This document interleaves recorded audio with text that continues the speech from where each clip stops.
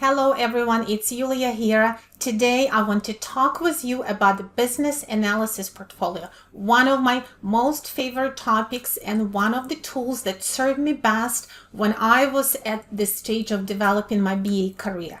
I had a portfolio, I had two big binders, that was before we had virtual meetings, with various examples of my work as a business analyst.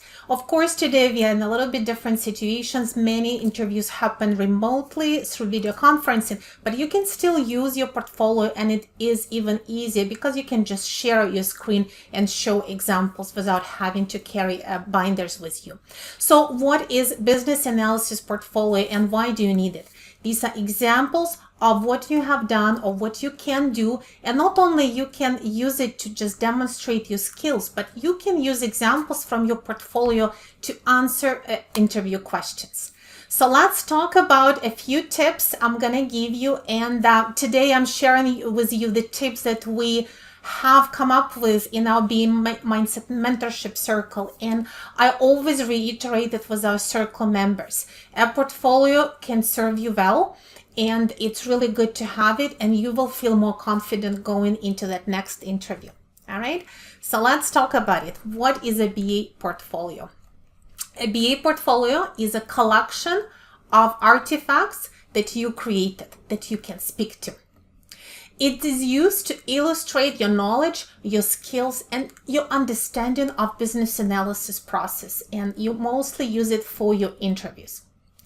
You can use portfolio to supplement interview questions. For example, someone asks you, how did you handle a situation with conflicting requirements? And you can say, I actually created a scenario matrix with expected outcomes in different scenarios based on implementing one version of business rules versus the other. And that scenario matrix actually helped to resolve the conflict because it demonstrated what is the outcome, and the stakeholders were able to determine what makes most sense. And you can show the examples of that scenario matrix. It really is so much better than just talking about it. You can also use your portfolio as your own knowledge repository. Sometimes we work on the same type of projects for too long or in the same company, and we tend to even forget what we've done in the past. So it can help you look back and maybe reuse one of those ideas on another project. And finally, your portfolio can actually remind you of your previous successes, how far you've come, and the amazing things you've done before. So let's talk now about portfolio best practices. I'll give you some tips, and I will start with the most important tip first, about safety and about protecting confidentiality of your employers or your customers.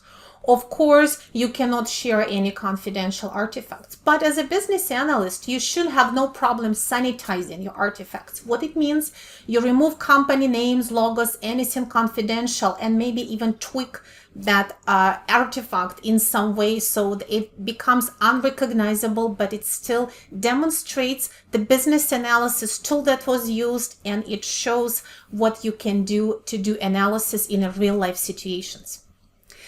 You can even do better than that. Take the actual artifact you created for your customer or for your employer and do a similar artifact completely for a hypothetical project. Just think of an area or an industry that you know well and say create a different state transition diagram or a different business use case diagram following the same rules, the same principles, but for another project. And that gives another benefit, that you can have multiple artifacts related to your hypothetical project, and that makes your portfolio more cohesive. You have to anonymize. There should be no personal information, no names of your colleagues, your customer, contractors, vendors, anything like that. All of that should be, of course, removed. And remember, even if you're just showing your artifact on screen during a virtual interview, someone still could take a screenshot, so you have to be careful. So everything has to be sanitized. And sometimes you can even use synthetic data. For example, if you want to demonstrate how you can do data analysis or run SQL queries or create charts, you don't have to use real data of your customer, and you shouldn't. there's lots of synthetic data that you can download, find online, or there is a lot of open source data in sources such as kaggle.com. You can sign up for free and get just an open source of data that you can use without any repercussions. So be very careful and ensure that you are behaving in a professional way when you're creating that portfolio. And finally, as a last tip, just show your examples. You don't have to send them. You don't have to attach them. You don't have to leave copies. It is your portfolio. So all you need to do is just show it during the interview and be able to explain it and answer questions. The next part is about quality. Now, if you are creating portfolio, if you are getting ready to share it during the interview, it has to be really, really good, right? It has to be professional. There's no sloppiness allowed. Every artifact must be your best effort, okay? Spell check, proofread, looks beautiful, everything looks amazing. Because if you show an artifact and there's something odd about it, it's actually going to be a detriment rather than a bonus for you. If you create diagrams for your portfolio, follow 3 C's of modeling: clarity, conciseness, consistency. I have articles on these topics with good examples and lots of tips. I'll provide links in the comments to this video. Include titles, include legends, have lots of white space. Make sure you're consistent with, with all the comments and with colors and with fonts and with everything else. Most important, if you are producing an artifact, including it in your portfolio, sharing your during the interview, you have to be able to explain it. You have to provide a commentary. You have to tell the story behind this artifact. So please don't download stuff from internet and pretend that it's your portfolio. It's very, very easy to tell during an interview. Include less details. Because it's your portfolio and you can make it synthetic, right? So you can do it for a hypothetical project. It's up to you how much detail to include. And of course, for the interview, you don't need to overload it. You're showing the principle. You're showing your understanding of different BE techniques. So simpler is better. It would be easier for your interviewers also to ask questions and to understand what you're showing. Finally, colors and all the artistic elements, photos, icons, all of that. It's good to include some, but please be consistent. Please don't overload it. And again, remember that the style is important.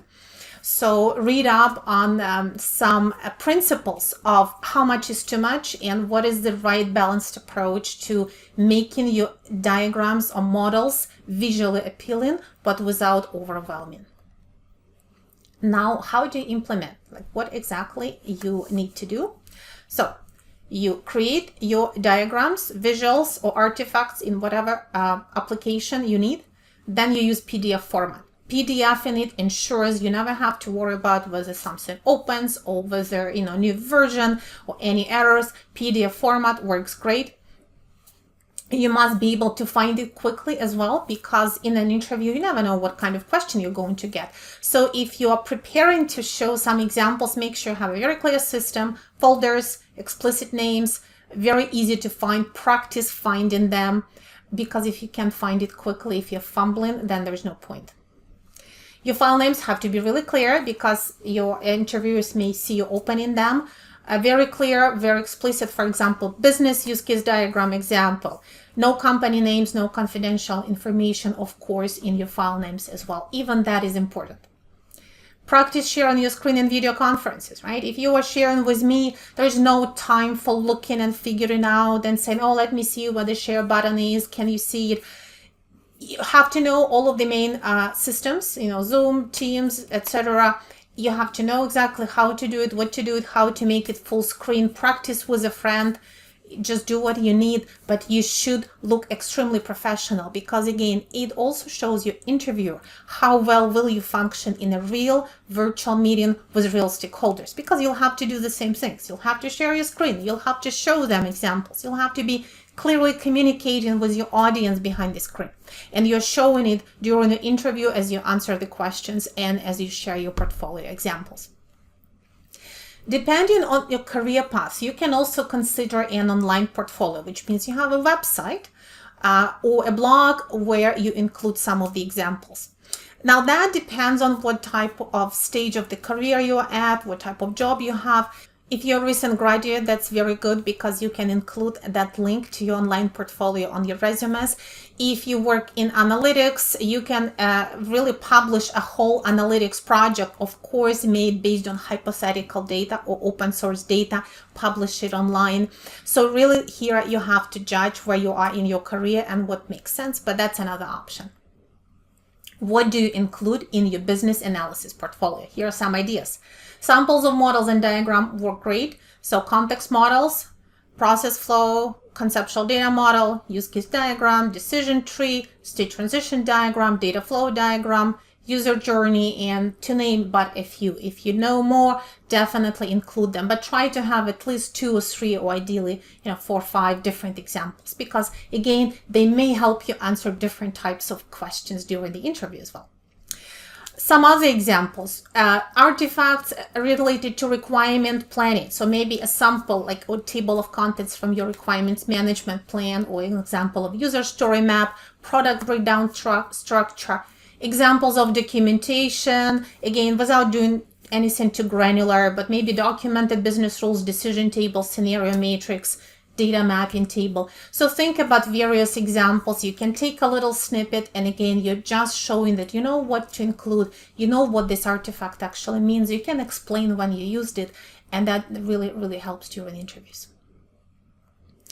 Some other things you can include are wireframes and mockups. So user interface, wireframe, screen mockup, storyboard, report mockup, dashboard mockup, and some other deliverables depending on what else have you done in your career. Some business analysts support or even help create test scenarios, for example, business acceptance test scenarios, issue logs, training documents, presentation. So really, if you want to show the breadth of your experience, feel free to come up with a few other things. There's lots of tools, and it depends on what you're comfortable with. Maybe Lucidchart or Visio, maybe Bizagi, Mural, Miro have lots of templates. So really it depends on what where your strengths are. There is no limit to tools you can use. I mean, if you have nothing at all, you can even do a lot of things in PowerPoint, right? Just have to be real careful. But whatever you use, it's really a good idea to PDF it, because you never know what may happen with the platform. Keep those PDFs in the same place, and remember, make them landscape, because when you're sharing your screens, you usually have to adapt to a horizontal screen share. Final thought, okay? You have to constantly practice your skills and techniques. Even if you're in your current job, you cannot practice it all. If you're thinking of changing jobs, practice it. Even if you do it with that hypothetical project at home. And every time you practice, create an artifact and add it to your portfolio. Maybe you'll do it once a week, right? Or twice a month. But you will keep adding things to your portfolio. Even if you see another analyst have done something really cool, look at it and come home and create something similar and practice and do it for your portfolio. Because you're practicing, you're learning when to use it, you are trying to make it look nice and clear and comprehensive, and that will help you feel better, feel more confident, because A, you have a portfolio, B, you can speak to it, which means you can always fill in those gaps in an interview. So you build your portfolio, and at the same time you build your confidence for those job interviews, and you're gonna look really good. My final thought is that I've interviewed a lot of business analysts, and not many of them brought portfolios, very few in fact. But when I actually brought my portfolio to interviews, it always worked really well. And in fact, in one of the interviews with a recruiter, at the end of it, he said, okay, we're going to arrange now the interview with the actual hiring manager. Make sure you bring your portfolio.